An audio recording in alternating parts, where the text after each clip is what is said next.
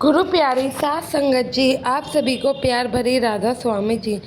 संगत जी, कोशिश करने वालों की कभी हार तो नहीं होती है, लेकिन कई बार ऐसा भी होता है सद्गुरु हमारे सामने ही खड़े रहते हैं और हमारी मदद करते हैं, लेकिन हम पहचान ही नहीं पाते हैं और फिर सद्गुरु से ही शिकायतें करते हैं कि उन्होंने हमारा इस प्रॉब्लम में साथ नहीं दिया।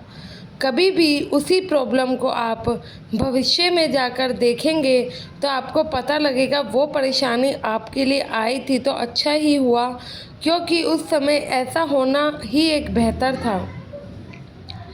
यह साखी भी एक ऐसे ही सत्संगी की है। संगत जी, यह एक सत्संगी आदमी था और इनको बाबा जी पर बहुत ही विश्वास था, लेकिन फिर भी बाबा जी ने इनकी जान नहीं बचाई और यह डूब कर मर गए। सत्संगी भाई सेवा सिमरन भी बहुत करते थे। संगत जी, यह सत्संगी भाई ये गांव में रहते थे और एक दिन ये अपने घर के आंगन में बैठकर भजन सिमरन कर रहे थे। तभी गांव वालों का शोर आने लगा कि गांव में बाढ़ आने वाली है, क्योंकि उस गांव का बांध टूट गया था। लेकिन ये जो सत्संगी भाई था, इसको बाबा जी पर बहुत विश्वास था। ये अपने भजन सिमरन पर बैठे रहे और देखा, बाहर जाकर देखा भी नहीं। इन्हें लगा कि बाबा जी साथ है तो कोई हमारा कुछ नहीं कर सकता। इसने गांव वालों के शोर को अनसुना कर दिया। धीरे धीरे संगत जी नदी का पानी गांव में आने लगा और सब गांव वाले अपने घर का कीमती सामान लेकर गांव से बाहर निकलने लगे। कुछ गांव वालों ने इस सत्संगी भाई को आवाज़ दी, लेकिन इसने कह दिया, आप सब जाओ, मेरे बाबा जी तो मेरे साथ हैं, मुझे कुछ नहीं होगा। और यह कहकर सत्संगी अपने घर में ही बैठे रहे और भजन सिमरन करते रहे। धीरे धीरे अब पानी ज़्यादा बढ़ने लगा था। काफ़ी गांव खाली हो चुका था, लेकिन कुछ गांव वाले अभी भी गांव में ही रह गए थे। वहाँ पे कुछ गांव वाले जो रह गए थे वे पुलिस वालों के साथ नाव में बैठकर निकल गए। पुलिस वाले उनको छोड़ने के बाद दोबारा गांव में आते हैं, ये सोचकर कि कोई गांव में फंसा ना रह गया हो। जो गांव में बचे हुए लोग थे, पुलिस वाले उन्हें दोबारा से नाव में बिठाते हैं और इस सत्संगी भाई को दोबारा से वार लगाई जाती है और कहते हैं कि आओ, जल्दी से नाव पर चढ़ जाओ, हम तुम्हें बचाने आए हैं। लेकिन सत्संगी भाई इन्हें भी मना कर देता है और घमंड से कहने लगता है, तुम कौन होते हो मुझे बचाने वाले? मुझे बचाने वाले तो मेरे सद्गुरु जी हैं, वो मुझे कुछ नहीं होने देंगे। पुलिस वालों ने नाव को आगे बढ़ा लिया और वहाँ से चले गए।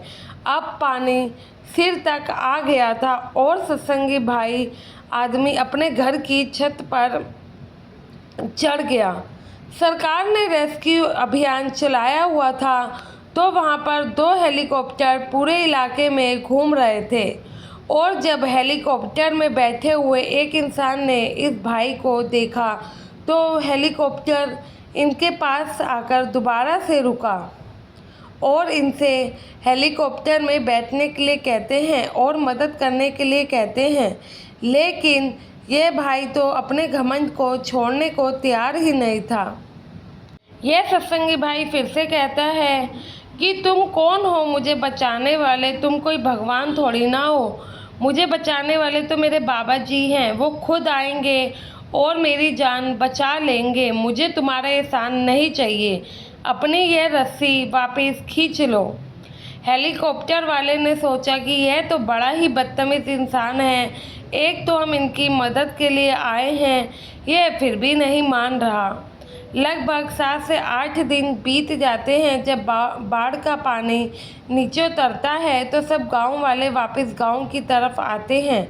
सबको ये जानकर बड़ी हैरानी होती है कि पूरे गांव में एक को छोड़कर बाकी सब सही सलामत थे और जो एक सही सलामत नहीं था वह सत्संगी भाई था, जिसको बाबा जी पर विश्वास था या घमंड था, कुछ भी कह सकते हैं। जब गांव वालों को यह बात पता चली कि सत्संगी भाई की मौत हो गई है तो सभी बड़े हैरान हुए और सबने अफसोस भी जताया कि उनको तो अपने बाबा जी पर पूरा विश्वास था, तो बाबा जी उनको बचाने क्यों नहीं आए? वो तो बार बार यही कह रहा था कि बाबा जी उसको बचा लेंगे।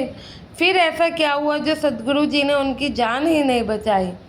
उसी गांव में कुछ और लोग भी बाबा जी से जुड़े हुए थे और उन्हें इस बात से जरा भी अचंभा नहीं हुआ कि बाबा जी पर विश्वास रखने के बाद भी बाबा जी ने उसकी मदद नहीं की, क्योंकि सब गांव वाले जानते थे।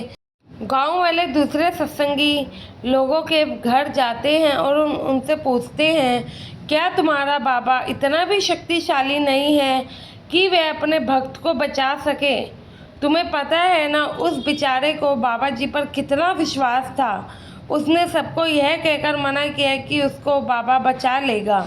यह सुनकर दूसरे सत्संगी थोड़ा हंसते हैं और गांव वाले ने हंसने का जब कारण पूछा तो सत्संगी कहते हैं, बाबा जी तो इसके पास 3-3 बार गए लेकिन ये उन्हें नहीं पहचान पाया, तो इसमें सतगुरु जी की क्या गलती? सत्संगी ने गांव के इसी आदमी की तरफ इशारा करते हुए कहा जिसने सबसे पहले मरने वाले सत्संगी को आवाज़ लगाई थी। उसने कहा कि सबसे पहले बाबा जी तेरे रूप में उसके पास गए थे लेकिन वह नहीं पहचान पाया और उसने मदद लेने से मना कर दिया। फिर बाबा जी ने पुलिस वालों का रूप लिया और इसके पास भेजा, लेकिन इसको फिर भी नहीं पहचान में आया कि सतगुरु ये हमारी मदद करने के लिए आए हैं। और जब पानी सर से ऊपर भी चले गया तो बाबा जी हेलीकॉप्टर में बैठकर मदद करने पहुँचे। उस भाई ने फिर से मना कर दिया और घमंड दिखाने लगा, अब तुम ही बताओ बाबा जी इसको कैसे बचाते और बाबा जी की क्या गलती? सदगुरु ने तो उसको बचाने की बहुत कोशिश करी थी ना, लेकिन वे खुद ही नहीं चाहते थे। बाबा जी कोई ना कोई रूप लेके आते ही हैं, कोई ना कोई बहाना बनाते ही हैं जिससे हमारी मदद हो सके, हम ही नहीं पहचानते हैं। जब उस भाई ने सदगुरु की पहचान ही नहीं की तो आखिर में आकर काल ने उसको अपने चंगुल में ले ही लिया।